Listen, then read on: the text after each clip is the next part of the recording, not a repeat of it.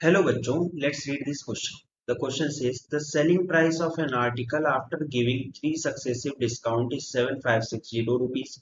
If the marked price is 15,000 rupees, then which of the following can be the successive discounts? तो हम देख लेते हैं की कॉन्सेप्ट क्या है.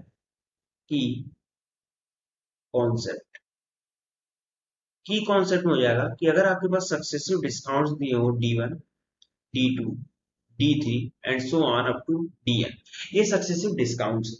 तो जो सेलिंग प्राइस हम लिखते हैं फॉर्मूला एसपी, वो हो जाता है सीपी यानी cost price multiply with 100 minus D1 by 100 multiply with 100 minus D2 by 100 and so on up to 100 minus DN by 100.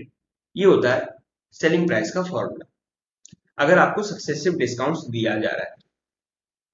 अब क्वेश्चन में बोला है कि आफ्टर सक्सेसिव डिस्काउंट जो प्राइस बन रहा है वो बन रहा है 7560, यानी ये हो गया हमारा सेलिंग प्राइस. एसपी को हम बोल रहे हैं यहाँ पर सेलिंग प्राइस, सेलिंग प्राइस, और ये दिया है हमें 7560 रुपीस.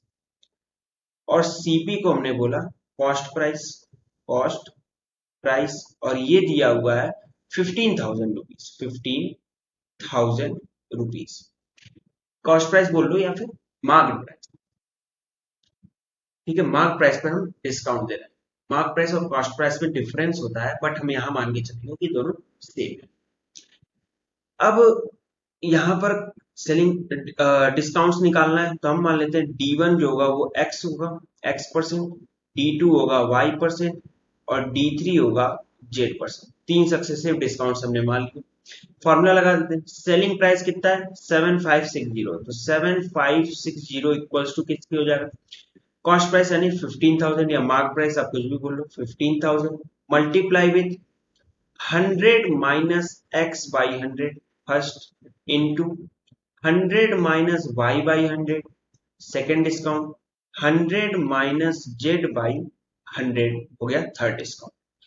तो अब देखो यहाँ पर ये जीरो, ये दो जीरो कट गए, एक जीरो से यहाँ एक जीरो कट गया, 5 तिहाई 15, 5 दूनी 10, और फिर यहाँ पर आप कट कर दो तो 3 दूनी 6, 3 पचे 15, 3 दूनी 6 और 0. तो बना क्या 2520 is equals to 100 minus X into 100 minus Y by 2 into 100 minus Z by 100.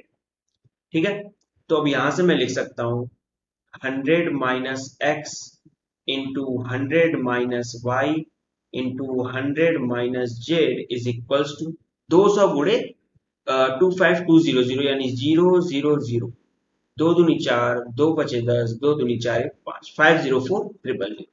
ये आ गया एक रिलेशन. अब हम क्या करेंगे कि हम एक एक ऑप्शन देखेंगे और इसमें पुट करेंगे, देखेंगे कि हमारी वैल्यू आ रही है क्या. तो हम सबसे पहले चेक करते हैं ऑप्शन ए.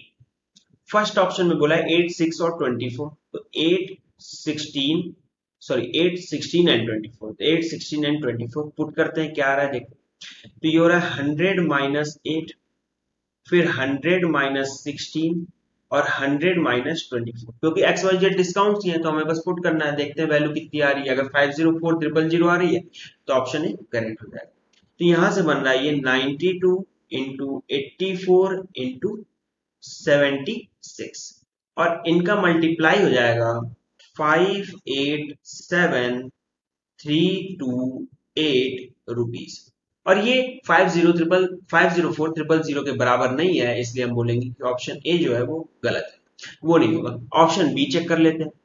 ऑप्शन बी हमें दिया हुआ है 10, 20, सॉरी 5, 10 एंड 15, 5, 10 और 15 पुट कर देते हैं. क्या होगा 100 minus 5 multiply with 100 minus 10 multiply with 100 minus 15, ये बन रहा है 95 गुणे 90 गुणे 85, और यहां से आ जाएगा 726,750, और ये हमारा 504000 के बराबर नहीं है, यानी ये भी गलत हो. अब आते हैं हम थर्ड पे.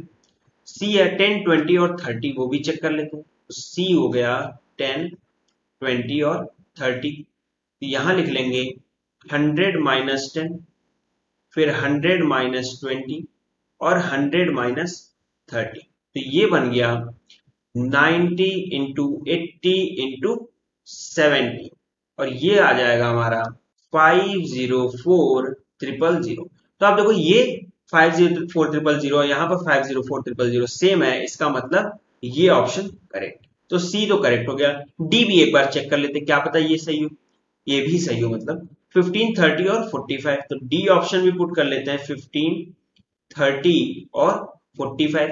वैसे तो सही नहीं हुआ क्योंकि एक ही ऑप्शन सही होगा। तो यहां हो जाएगा 100 माइनस 15, 100 माइनस 30 और 100 माइनस 45 और ये बन जाएगा 100 माइनस 15 यानी 85 इंटू 70 इंटू 55 और इसका वैल्यू आता है 327,250 रुपीज।